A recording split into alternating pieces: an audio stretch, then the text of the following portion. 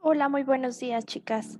Eh, bueno, el día de hoy vamos a hablar acerca de la deficiencia de algunos nutrimentos. Vamos a enfocarnos también en algunas enfermedades, como son las anemias que tienen relación con la alimentación. Hay diferentes tipos de anemias, pero vamos a hacer énfasis en las que a nosotros nos competen un poco más, que son todas aquellas anemias por alimentación. Bueno. Tenemos a la anemia por deficiencia de hierro, que yo creo que es de las más conocidas que nosotros podemos encontrar y que la mayoría de la población mexicana pues presenta. Es una deficiencia y aquí puede existir algo bien interesante. Déjenme colocar mi marcador. Puede existir una deficiencia tanto en el tamaño o el número de nuestras células rojas o también llamados eritrocitos o de la cantidad de hemoglobina. Hay que acordarnos que la hemoglobina, pues, es una proteína que nos ayuda a transportar el oxígeno en nuestra sangre. Entonces, hay que tener como bien clara esa parte. Nosotros ya vimos que engloba la biometría hemática, por lo cual, pues, va a ser más fácil para ustedes poderlo entender. Cuando nosotros tenemos una deficiencia, ya sea en el tamaño o en el número, tanto de los eritrocitos como de la hemoglobina, se limita el intercambio de oxígeno. Como ya lo dijimos, hay una relación entre el oxígeno y la hemoglobina. Entonces, este intercambio del oxígeno y el dióxido de carbono entre las sangres y las diferentes células tisulares, pues nos genera diferentes malestares en nuestro cuerpo. Nosotros podemos clasificar los diferentes tipos de anemia de acuerdo a la morfología. Cuando nosotros hablamos de morfología, tiene que ver con la descripción de la célula, cómo está formada la célula de nuestro cuerpo. En este caso, ya sabemos que las células de nuestro cuerpo que se ven afectados son los eritrocitos. Entonces, de acuerdo a la estructura, de acuerdo a la forma de los eritrocitos, tenemos una clasificación. Y esta clasificación la podemos dividir en macrocítica, normocítica y microcítica, tal cual como lo pueden ver en el dibujito de aquí abajo. Pues una macrocítica es un eritrocito mayor a lo normal. Una normocítica, un eritrocito normal, en su tamaño normal, que les voy a dejar una tarea bien importante donde ustedes van a conocer el tamaño normal de un eritrocito. Y la microcítica, que es más pequeña de lo normal. Entonces, ¿cuál sería lo idóneo? Pues tener esta clasificación morfológica de los eritrocitos de manera normocítica, es decir, un tamaño normal, y tanto algo macrocítico o microcítico, pues nos va a ocasionar un problema. Ahora, habíamos hablado que no solamente esta alteración a nivel de los eritrocitos, sino que también en el contenido de hemoglobina, esta proteína importantísima para todas nuestras funciones a nivel sanguíneo. Cuando nosotros hay un cambio en el contenido de hemoglobina y hay poca hemoglobina, lo podemos decir como hipocromia. ¿Por qué? Porque es el color pálido por déficit de hemoglobina. Es de las anemias también más comunes, una anemia de tipo hipocrómica. Hay baja coloración de esto. ¿Por qué? Porque sabemos que la hemoglobina, además de transportar oxígeno, también nos ayuda al transporte del hierro. Y normocrómica, pues quiere decir que están todas las células dentro de su color normal, ¿vale? Les dejo esta tablita bien interesante que a mí me gusta muchísimo porque nos habla de la hemoglobina glucosilada. Cuando la hemoglobina glucosilada la podemos dividir o cambia de acuerdo a si es hombre o si es mujer. Y entonces nosotros podemos ver que si es hombre, si la hemoglobina glucosilada es menor a 13 gramos por decilitro y la hemoglobina es menor a 12 gramos por decilitro, pues nosotros podemos estar hablando de alguna situación importante. Perdón, ando un poquito enferma. Bueno, por otro lado, algo que nosotros tenemos que tener en cuenta es el volumen corpuscular medio. Cuando nosotros hablamos de este volumen corpuscular medio, también en algunas bibliografías van a encontrarlo como volumen corpuscular medio celular. Y esto tal cual es el volumen de nuestras células rojas o también llamados eritrocitos. Cuando nosotros tenemos un volumen corpuscular elevado, hablamos que los glóbulos rojos están grandes o son grandotes, más grandotes de lo normal. Cuando nosotros vemos un volumen corpuscular bajo, nosotros tenemos que los glóbulos rojos son pequeños. Se asocia a diferentes situaciones. Normalmente cuando están elevados, se asocia a un consumo de alcohol elevado, a una deficiencia de vitaminas o alguna enfermedad del hígado.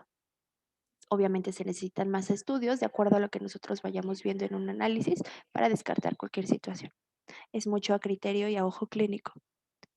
Por otro lado, cuando hablamos de un volumen corpuscular bajo, se asocia normalmente a problemas de talasemias. Y de acuerdo a los femtolitros, que es esta abreviación que ustedes ven aquí, de acuerdo a los femtolitros que se manejen en volumen corpuscular medio, que es todo esto de aquí, nosotros podemos ver a qué se está asociando. Cuando el volumen corpuscular medio es menor de 80 femtilitros, tenemos o es más probable tener una anemia microcítica. Anemias por deficiencia de hierro, talasemias, anemias por enfermedades crónicas, anemias sideroblásticas, que son de otro tipo de anemias. Anemias normocíticas, anemia por déficit de hierro, anemia por enfermedades crónicas, que puede ser desde una insuficiencia renal, un hipotiroidismo, VIH o cualquier alguna de estas enfermedades crónicas tal cual. Anemias hemolíticas, anemias por defectos medulares, que aquí también es un poco, bueno, no un poco, es un muy difícil, eh, pues regular todo esto, ¿no, chicas? Bueno, y anemias también sideroblástica.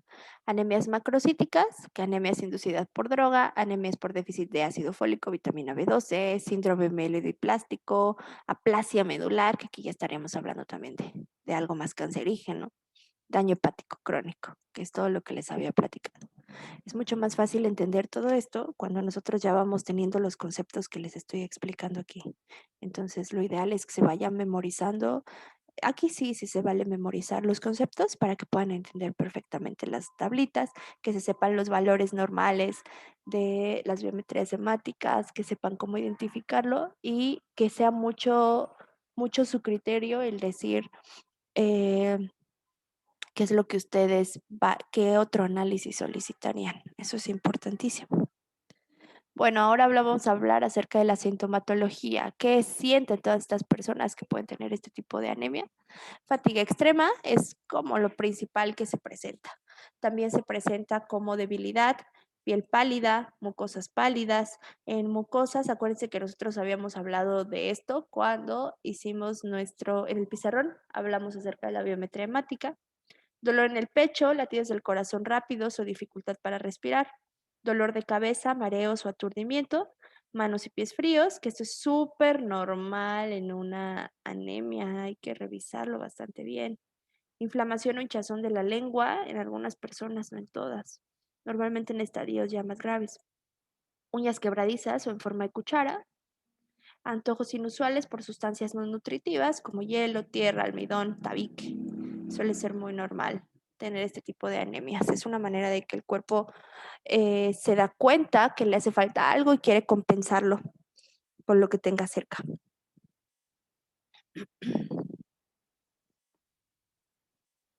Bueno, además de los diferentes suplementos de hierro que nosotros podemos encontrar tanto en pastillas como a nivel intramuscular que podemos colocar, hay que estar y hay que prestar demasiada atención a la cantidad de hierro dietético absorbible que consume el paciente. Nosotros ya sabemos de qué manera podemos combinar estos alimentos para tener una mayor absorción de hierro.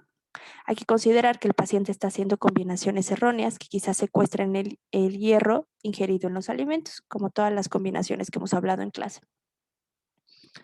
Vamos a pasar a anemia por deficiencia de vitamina B9 o también conocida esa vitamina B9 como el famosísimo ácido fólico.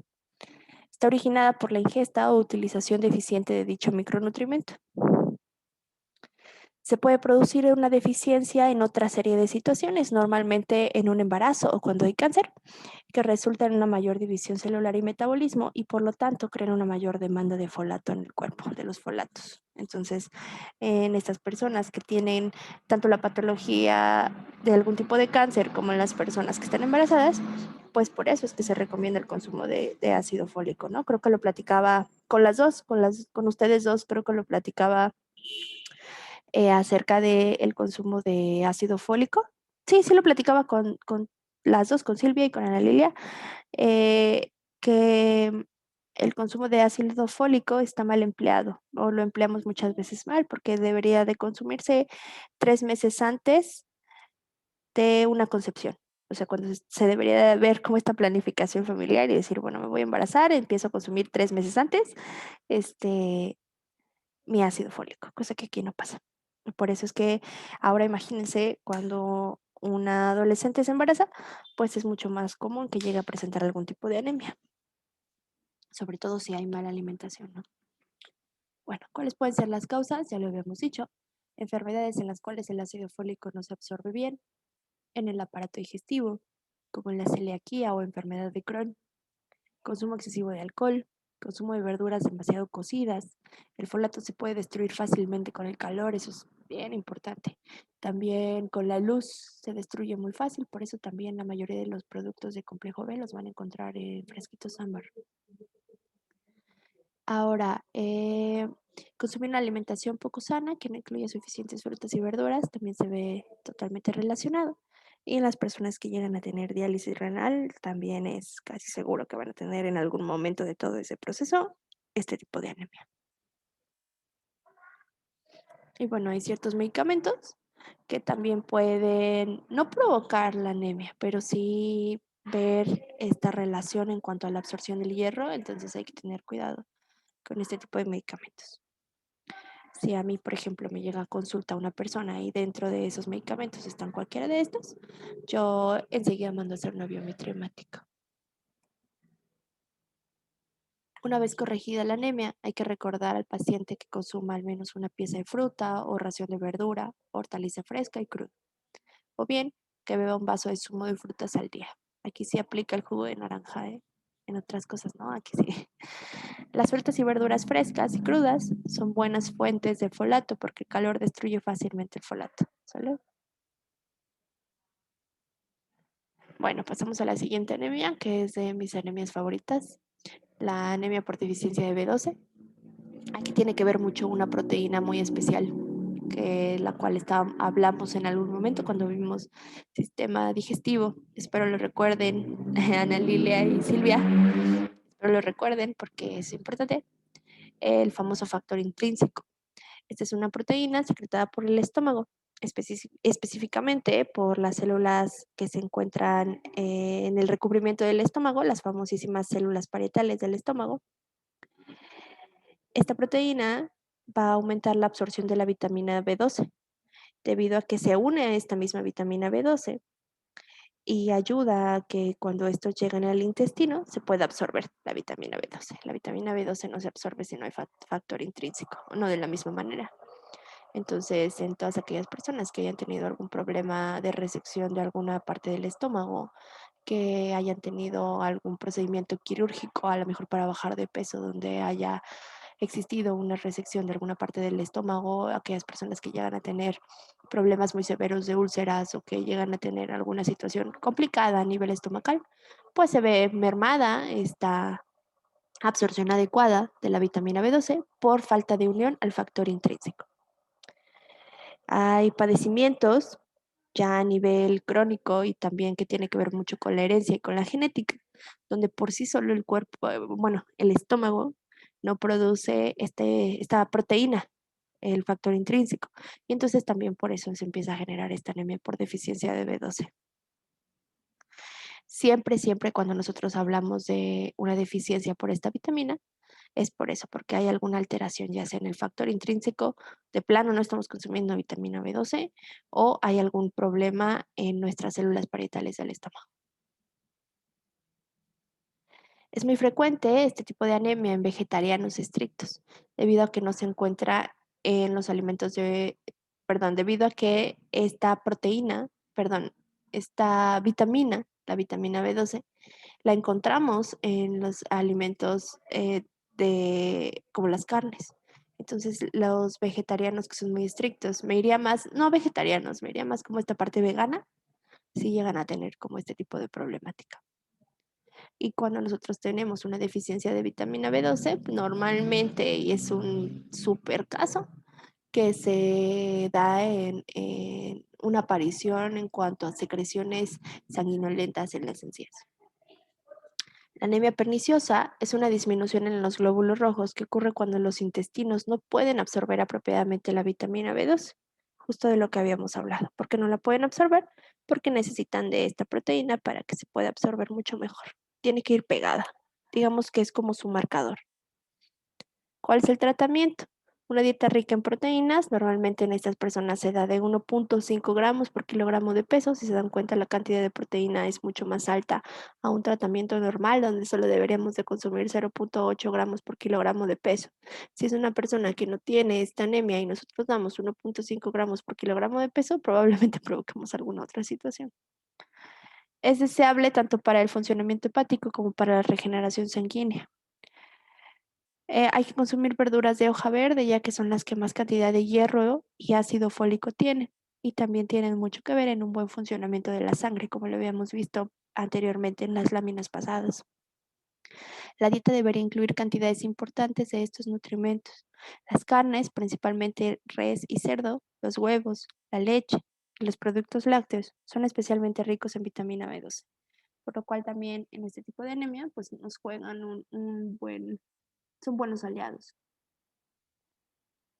Encontré esta infografía que en lo personal me gusta mucho porque habla acerca de algunos términos que nosotros tenemos que conocer y que ya debemos de saber.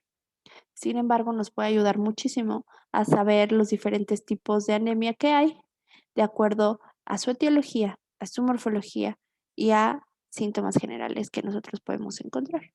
Entonces, me gustaría que la estudiaran y dentro de la tarea que les voy a colocar, pues van a utilizar también esta infografía, ¿vale?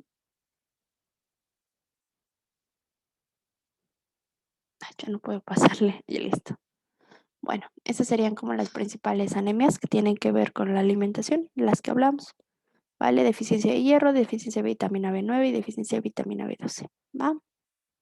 Pasamos con lo siguiente, que son los diferentes tipos de artritis. Tal cual, acuérdense que siempre el término itis nos habla de una inflamación. Entonces, existen dos categorías diferentes de la enfermedad. Reumatoide, que llega a ser sistémica, autoinmune, y artrosis, que llega a ser no sistémica, ¿vale? ¿Qué es lo que nosotros podemos darnos cuenta? Que artritis es esta inflamación a nivel articular. La causa de la mayor parte de las enfermedades reumáticas sigue siendo desconocida. Algunas formas de enfermedad reumática afectan a otros órganos importantes, como suele ser la piel o los vasos sanguíneos. No tiene cura, o al menos una conocida. Solamente hay tratamientos paliativos. ¿A qué nos referimos? Que nos van a ayudar a disminuir pues esas sensaciones negativas y esos dolores, esos malestares. Suelen ser crónicas, pero pueden presentarse algunos episodios agudos o de duración breve o intermitente. Depende de cómo lleve el paciente, pues su enfermedad. Aquí la inflamación. Los ácidos grasos poliinsaturados participan en la inflamación como precursores de un potente grupo de moduladores de la inflamación, conocidos como icosanoides.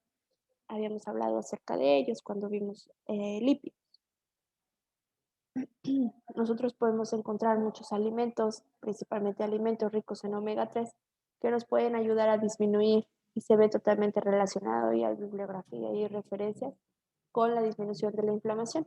Todos aquellos alimentos ricos en omega 3, como pueden ser las semillas de chía, las nueces, las espinacas, los huevos, diferentes alimentos que nos funcionan bastante bien. En cuanto al tratamiento médico nutricio, se recomienda una dieta vegetariana, acercándose más a una dieta mediterránea. ¿Por qué? Porque sí incluimos muchos alimentos de origen animal, pero nos hacemos énfasis principalmente en los pescados. La ingesta energética debe ser la necesaria para el peso corporal normal. Normalmente las personas que tienen artritis y sufren un sobrepeso o una obesidad llegan a tener complicaciones más severas. Entonces, ojo ahí también con eso. Cantidad de proteína adecuada para la edad y el peso, a menos que exista una malnutrición, pues ya se hace como un ajuste. Por eso les digo que sí se pueden dar como estas recomendaciones o estas cosas estandarizadas, pero en realidad depende mucho de cada paciente. Eso es lo interesante, tener la capacidad de decidir qué vas a hacer con cada paciente. Yo creo que es por eso, por toda la lectura, por todo el trabajo de estudio o toda la parte previa que realizas, ¿no? Dieta con grasas moderadas, preferir omega 3 y pescado de 1 a 2, 3 veces por semana. Si se dan cuenta, se acerca mucho a las recomendaciones de la dieta mediterránea que nosotros ya vimos. En caso de requerirse, se puede suplementar con calcio, con vitamina B9, B6, B12 y vitamina D. Obvio, aquí depende mucho de sus bioquímicos, todo su diagnóstico médico, solo revisión clínica. Aceites de pescado, considera el uso de antioxidantes, es buenísimo, en particular pacientes con artritis que yo tengo, sí manejo una cantidad de antioxidantes elevada y se ve muy recomendada, ¿no? Y se ve un efecto benéfico.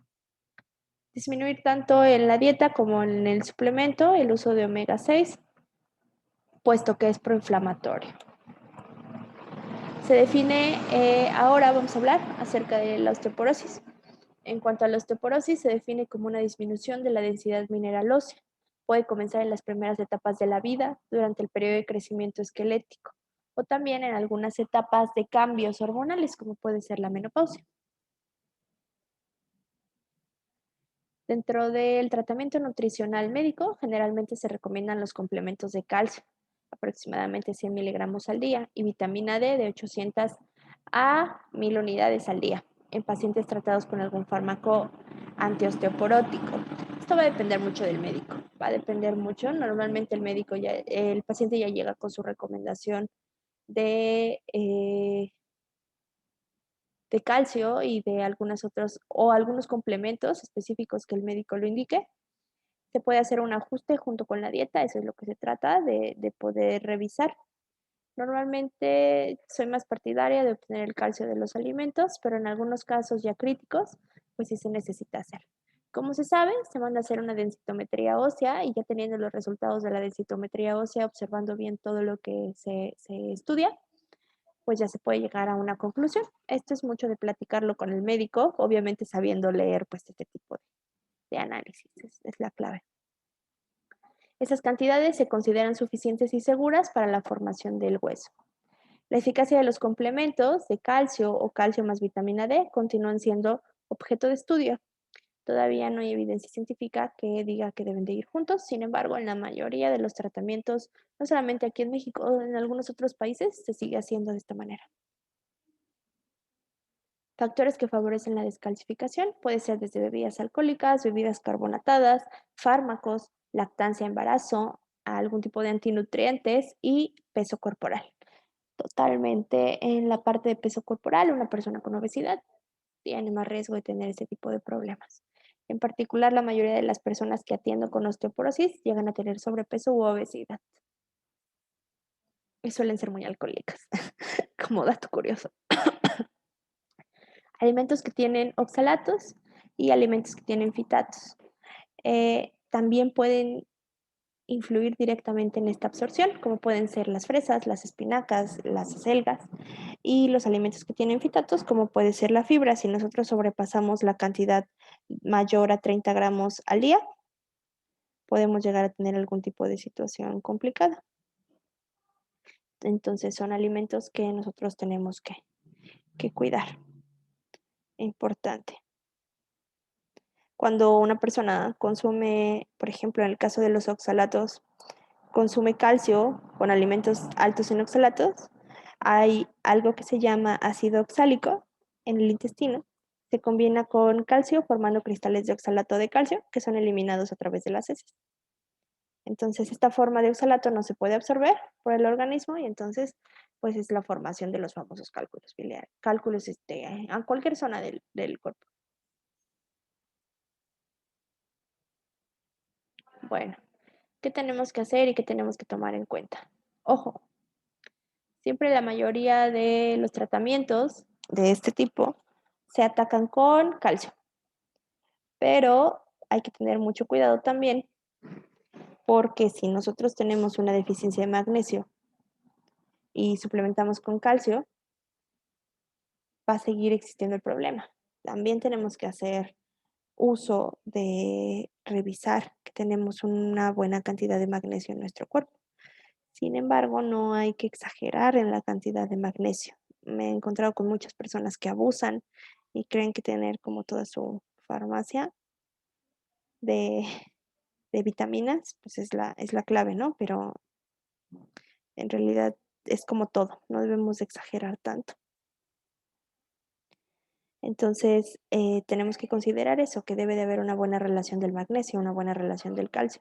Todo esto nosotros también se complementa mucho, no solo la parte bioquímica, sino también una parte de estudios de gabinete, como pueden ser, eh, no sé, en algunos casos, depende del paciente. Para esto siempre se pide una densitometría ósea, pero hay pacientes que no tienen dinero para una densitometría ósea y te llegan con una radiografía. Aprender a leer todo esto es importantísimo porque es la manera que tú tienes para defenderte o para dar tu opinión.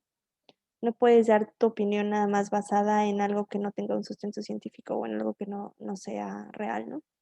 Entonces es importantísimo.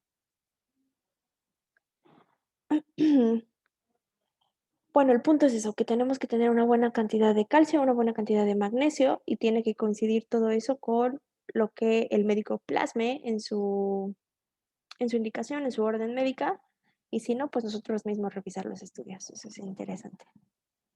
Bueno, tenemos algo que se llama vitamina D3 activa o también llamada colecalciferol, que esta es la que se puede sintetizar en nuestra piel cuando nosotros nos exponemos a estos rayos del sol. Y todo esto nos va a ayudar para poder tener la suficiente cantidad de vitamina D en nuestro cuerpo. Necesitamos ese ciclo. Ustedes lo pueden buscar así, como ciclo de la vitamina D, y les va a aparecer todo esto de lo que estamos hablando. Entonces, clave, tener una buena cantidad de calcio, de magnesio, sí consumimos la vitamina D de nuestra dieta, pero tenemos que ponerla activa con nuestros rayos del sol. En algún momento platicaba o alguien me preguntaba acerca de la cantidad de tiempo que una persona tiene que estar en el sol, basta con 15 minutos y se trata de que no sea tampoco un sol tan fuerte porque sabemos que ya a nivel pues en nuestra capa de ozono ya tenemos muchos problemas porque no cuidamos pues nuestro medio ambiente. Entonces, exponernos al sol por mucho tiempo también puede ser contraproducente, al menos 15 minutos y se recomienda que sea el sol tomado antes de las 12 de la mañana, de la tarde, perdón. Cefalea atencional, que también llega a ser algunas de las principales razones de consulta nutricional. Cuando nosotros hablamos de este tipo de cefalea tensional, es el tipo más común de dolor de cabeza. Es el dolor o molestia en la cabeza, en el cuero cabelludo o el cuello, que a menudo está asociado con tensión de los músculos en esta zona. Las cefaleas tensionales ocurren cuando los músculos del cuello y del cuero cabelludo se tensionan o existe esta contracción. Las contracciones musculares pueden ser una respuesta al estrés, la depresión, un tratamiento craneal o la ansiedad. Las cefaleas tensionales pueden ocurrir a cualquier edad, aunque llega a ser más frecuente en los adultos y en los adolescentes.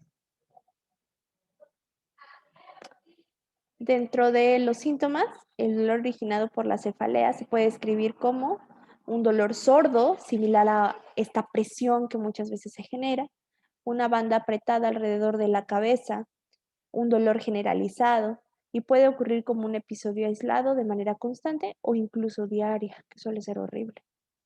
Puede haber dificultad para dormir precisamente por este dolor. Es muy difícil que alguien duerma con dolor.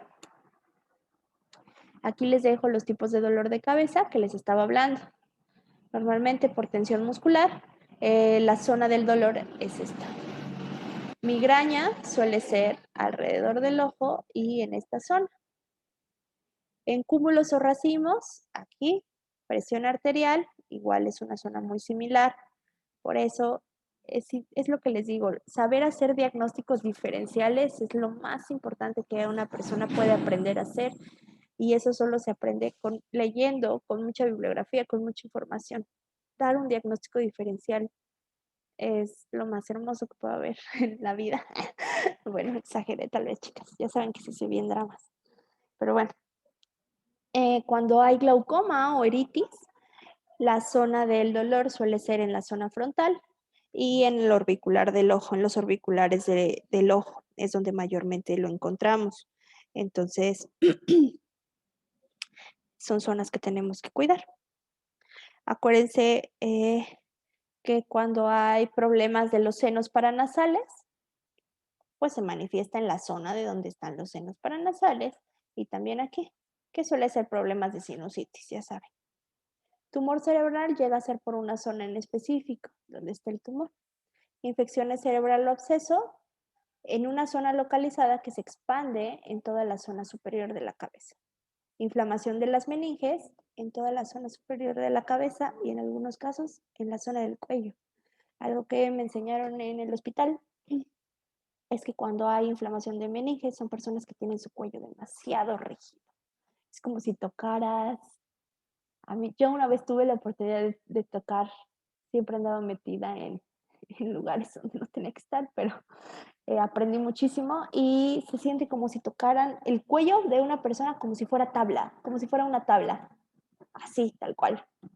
Es muy, muy, muy padre. Pero bueno, en cuanto a lo que hablamos de una cefalea normal, alimentos que pueden ayudarnos: frijoles, brócoli, coliflor, berenjena, habas, champiñones, espinacas, rábanos, manzanas, aguacate, zarzamoras, arándanos, cerezas, grosellas, dátiles. Depende también de cada persona, porque hay algunas personas que con los alimentos muy dulces, como llegan a ser los dátiles, pues empiezan a generar dolor de cabeza. Toronja, uvas, naranjas, ciruelas, frambuesas, fresas, mandarinas, almendras y quinoa. Realmente los alimentos son nuestros aliados. Otra cosa que nos puede funcionar es el consumo de los quelites. Sabemos que México es rico en estas plantas ancestrales importantísimas. Todas se pueden comer, solo hay que buscar que estén en un lugar limpio, eso es lo más importante. Crecen normalmente en la calle, en los pueblitos y así, crecen en la calle, son muy baratos, está padrísimo. Tú siembras estos alimentos y los encuentras en cualquier lugar y están sumamente ricos. Otros alimentos que también nosotros podemos encontrar y que nos pueden funcionar bastante son las lechugas. Las lechugas tienen una relación impresionante con la disminución de los dolores de cabeza. Contienen sustancias anestésicas, es por eso que nos funcionan. Cualquier tipo de lechuga, ¿eh? Esta sustancia se llama lactucina y es similar a la composición del opio. Imagínense qué tan fuerte es. Nos ayuda a tener esta sensación de relajación. Por eso es que cuando las personas empiezan con un plan de alimentación donde hay lechugas, pues funciona bastante bien y se empiezan a sentir relajados, bastante relajados. Por eso también lo utilizan en los niñitos, ¿no? Para dar estos baños de lechuga. Los suplementos de vitamina B y de magnesio han demostrado ser eficaces para las migrañas, así que pueden servirte a la hora de planificar las comidas. Trata de introducir alimentos como suelen ser el aguacate, perdón, el cilantro, el perejil, las espinacas, los huevos, el pollo, brócoli. Funciona bastante bien. Esto sería todo por el día de hoy, chicas. Les voy a dejar la actividad en la plataforma para que ustedes puedan completarla y podamos tener más información acerca de esto. Cuídense mucho, espero estén muy bien. Les mando un súper abrazo a las dos, Ana Lilia, Silvia. Estamos en contacto.